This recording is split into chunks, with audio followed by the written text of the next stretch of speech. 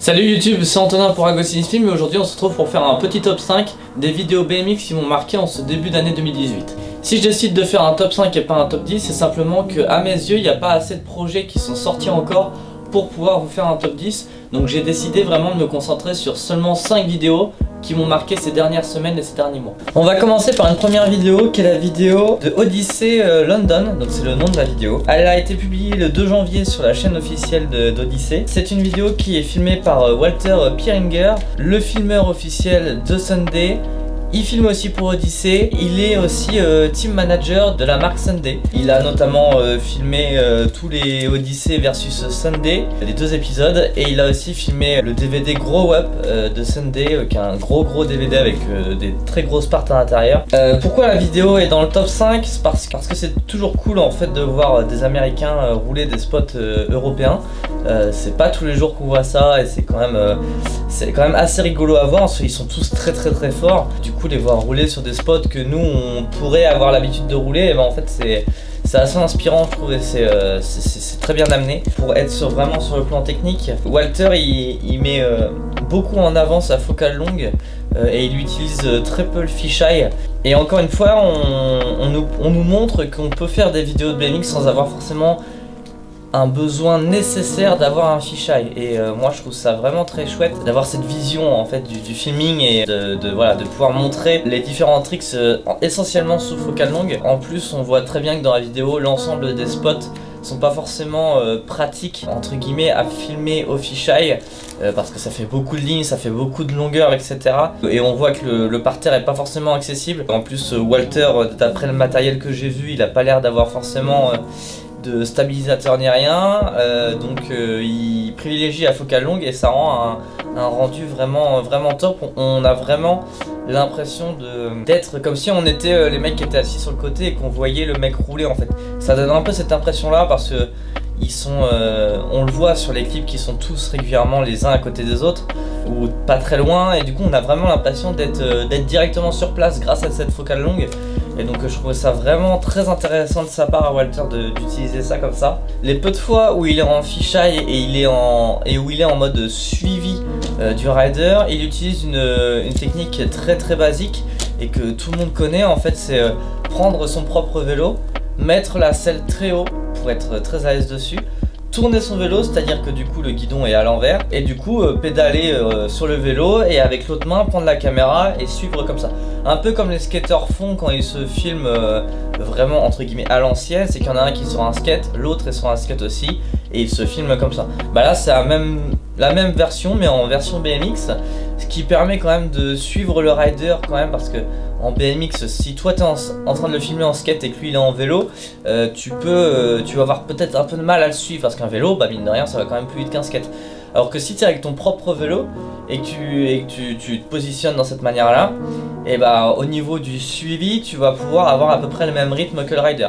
Après, c'est au niveau de la stabilisation, il faut quand même avoir un minimum de pratique.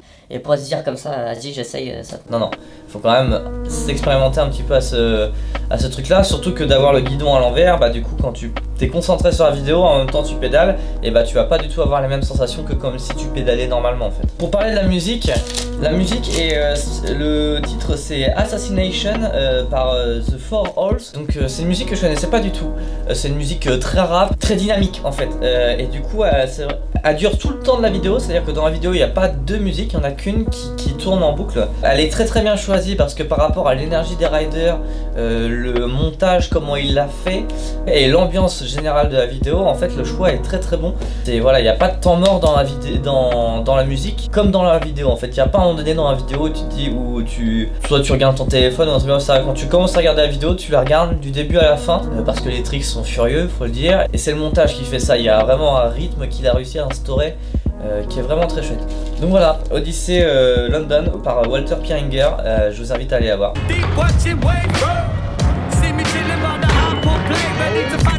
Ok, la prochaine vidéo est pour le moment est mon plus gros coup de cœur de cette année 2018. Après on est qu'au début de l'année, hein, je me fais pas d'idée, il va y sûrement y en avoir d'autres. La vidéo c'est celle de Mark Burnett, Take Your Time pour The Shadow Conspiracy, filmée par Ryan Chadwick, je sais absolument pas comment ça se prononce, c'est toujours pareil. Les noms américains, un moment donné, faut arrêter quoi. Alors cette vidéo est dans le top 5 pour une très bonne raison. Cette vidéo m'a surpris du début à la fin. Et là où j'ai été le plus surpris en fait, c'est quand j'ai vu que c'était Mark Burnett en lui-même qui avait fait le montage. Le montage est assez incroyable. Toute la première partie de l'édit, je pense que c'est ma préférée. Et c'est absolument dû à la musique, hein, je m'en cache pas. La musique de Lorne, le morceau c'est Acid Rain pour ceux qui voudraient. C'est un morceau qui est vraiment génial, qui prend au trip, qui donne des frissons quand on l'écoute. Voir ce son là sur une vidéo de vélo, c'était très inattendu. Moi j'avais déjà essayé de monter des vidéos sur du Lorne et c'est très compliqué. C'est très compliqué parce que ça reste quand même de la musique expérimentale et donc on trouve pas forcément le point d'accroche pour le montage. Et lui il l'a absolument trouvé, Mark Burnett, pour faire son montage. Donc j'étais vraiment bluffé. Le filming, il n'y a absolument rien à dire dessus. C'est Chad qui filme. Voilà, il a filmé je ne sais pas combien de choses pour Shadow. C'est aussi le team manager de Shadow. C'est celui qui avait fait le DVD Shadow d'il y a 1 ou 2 ans qui était incroyable. Et ce qui est bien avec la team Shadow en règle générale, c'est qu'ils prennent vraiment leur temps, d'où le nom de l'édit. Ils prennent leur temps pour filmer à chaque fois. Par exemple, cet edit là de Mark Burnett, il a mis 2 ans à le filmer. C'est-à-dire que pendant 2 ans, il a filmé partout où il allait. Il a gardé vraiment que les meilleurs clips. Et autant j'aime beaucoup les vidéos qui sont très rétrospectives, d'une semaine, de 2 jours, ou trucs comme ça. Je trouve que c'est vachement intéressant parce que ça permet de mettre entre guillemets une pression au rider. Et du coup, c'est souvent sous la pression qu'on peut choper des trucs vraiment très intéressants. Mais autant des vidéos comme ça en fait qui prennent 2 ans à se faire, moi j'aime bien tant qu'on me dit pas genre tous les 3 semaines il y a la vidéo qui arrive, il y a la vidéo qui arrive. Non, si tu fais un projet sur le long terme, en fait le mieux c'est de ne pas l'annoncer tout court et de surprendre les gens. Parce que si tu l'annonces et que tu dis aux gens ouais bah la vidéo sortira dans 1 an, et les gens ils vont pas s'en souvenir, tu vois, enfin c'est un mauvais coup de com'. Alors que là, ils ont dû communiquer 1 ou 2 jours avant, vraiment à peine. Le teaser était également monté par Mark Burnett, je crois, et c'était également un super teaser. Ça donnait vraiment envie de se dire, bah voilà, merde quoi, il va y avoir un truc de fou. Et au-delà de ça, Mark Burnett est un rider qu'on ne présente plus, qui est très fort, et l'engouement était aussi surtout autour de lui, enfin de sa capacité à faire des tricks et de son niveau de riding. Mais le montage et le filming, ils m'ont moi c'est en tout cas ce qui m'a marqué le plus. J'avais déjà énormément apprécié la vidéo Adulthood qu'ils avaient déjà filmé avec Chad, mais c'était Chad qui l'avait monté, c'était pas Mark Burnett. Mais celle-là, incroyable. J'ai pas tellement tant de choses à dire que ça. Dans le montage, Mark Burnett à des moments met des négatifs, remet des images carrées au centre de l'image. Il casse un peu tous les codes. Ça me fait un peu penser à du Tristan Sweet pour ceux qui avaient vu ma vidéo top 10. Dans le style d'editing et un peu psychédélique au niveau de editing, ça me faisait penser un peu à du Tristan Sweet. Et j'ai vraiment apprécié. Et après, en faisant quelques recherches sur Mark Burnett, en fait, il a un crew lui dans sa ville, à son spot local en fait, qui est CYB. Et en fait, quand on commence à regarder, quand on regarde des teasers sur la chaîne YouTube de Mark Burnett, parce que oui, il a une chaîne YouTube qui est quasiment pas alimentée, mais il y a 2-3 petits trucs intéressants à y voir. Il y a un teaser en fait qui est sorti il y a 4 mois de CYB, je vais y arriver. Et c'est pareil, ça a l'air d'être un truc très psyché au niveau du montage, etc. Donc si la vidéo sort ou si c'est un DVD, je pense que j'en ferai une critique, on verra bien quand ça sortira. Donc voilà, c'était tout pour cette vidéo là.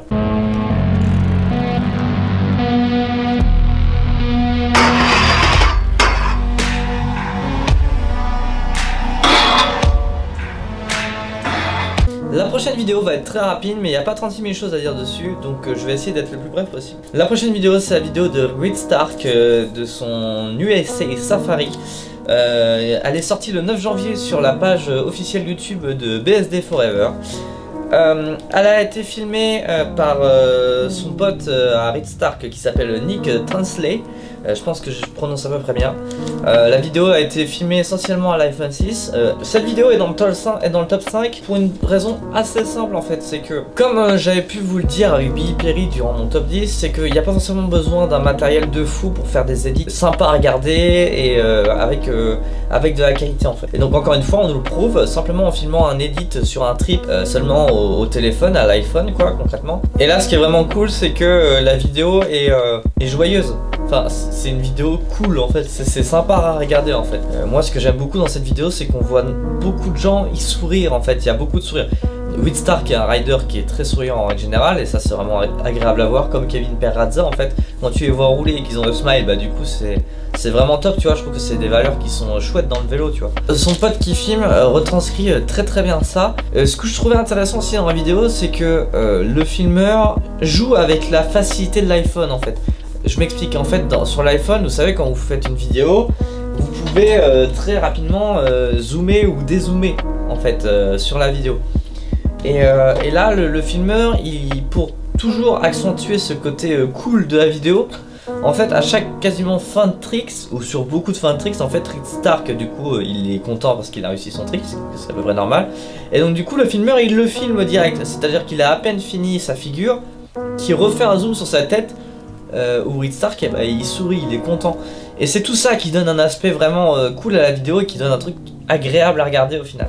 Le choix des chansons est très bien aussi. Il est dans ce délire là d'être joyeux et tout. C'est des sons qui sont pas graves, c'est des sons qui voilà, c'est du rap. Ouais, je sais pas comment on pourrait dire, du rap joyeux. Je sais pas si ça se dit vraiment, mais les deux morceaux. Donc c'est le premier morceau, c'est un artiste qui a l'air indépendant et qui a pas l'air d'être beaucoup connu.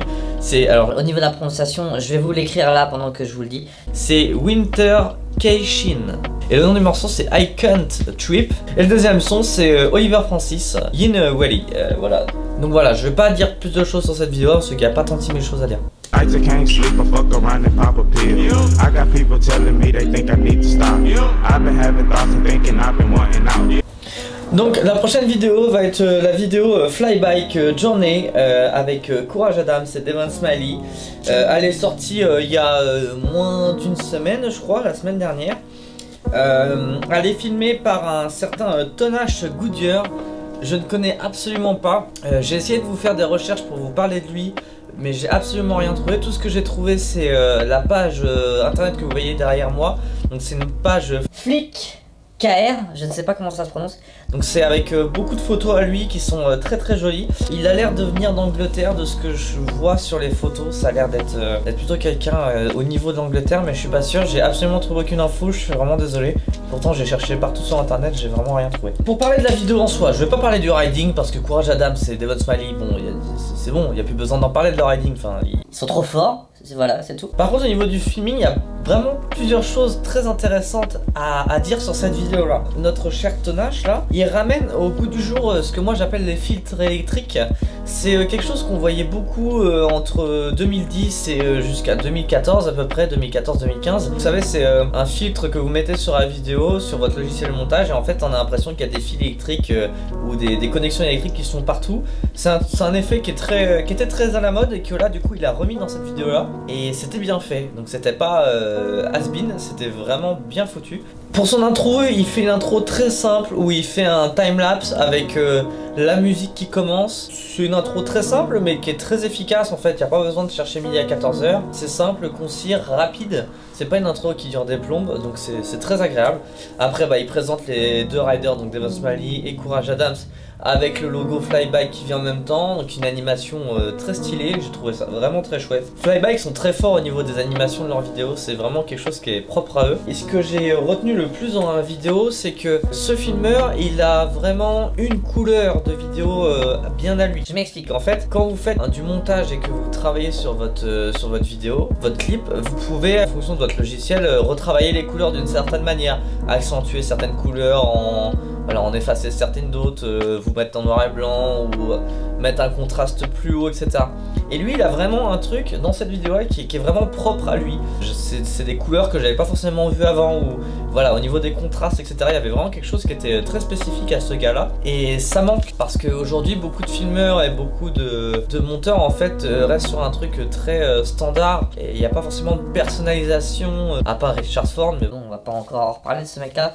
Il y a peu de filmeurs qui ont une personnalité en fait, dans la manière dont ils filment, dont ils éditent. Et lui, je trouvais qu'en une vidéo, il arrivait à poser son truc, à le rendre vraiment crédible. Un truc qui joue aussi là-dessus, c'est les bandes noires. Donc si vous savez pas ce que c'est les bandes noires, c'est... Est-ce qu'il y a en haut, est-ce qu'il y a en bas? Les bandes noires, c'est très risqué de les mettre sur du fisheye. Bah du coup, on perd le côté gros du fisheye. Mais lui, il arrive à l'amener d'une manière où ça reste crédible et ça fait pas de tâche en fait, ça fait pas... J'ai mis des bandes noires pour faire cinéma, tu vois. C'est très rare de voir des clips fisheye avec des bandes noires. Et là, il arrive à rendre le truc vraiment très bien. Et là où c'est compliqué, et là où c'est là qu'on se rend compte que ce mec là est très fort, c'est que si vous mettez des bandes noires sur votre fisheye, en fait vous n'avez pas le droit à l'erreur. C'est à dire que votre rider que vous filmez, il doit toujours être vraiment au milieu de l'écran. Parce que s'il est un peu trop à gauche ou un peu trop à droite, un peu trop dessus, un peu trop en bas, bah vu que vous avez mis des bandes noires, bah du coup sa tête, et bah elle sera coupée. Genre comme si je faisais...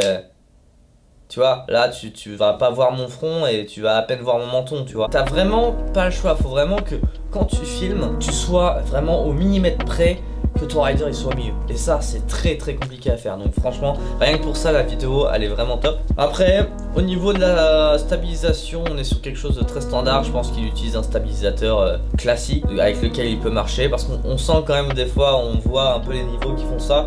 Donc ça se voit qu'il est pas à vélo ni en roller, on voit vraiment qu'il est à pied. Mais en soi c'est pas gênant, la vidéo est très bien stabilisée, il n'y a aucun problème là-dessus. Et la musique est très cool, enfin il n'y a pas grand chose à dire dessus. C'est très chill, en même temps je pense que ça représente bien l'idée de la vidéo. Parce que la vidéo a été filmée en une semaine ou 4 jours je crois. Donc c'est vraiment une vidéo très chill où ils se sont pas forcément pris la tête, ils sont arrivés, les mecs ont fait du vélo, lui il a filmé les sessions, point barre à la ligne, très simple, très efficace.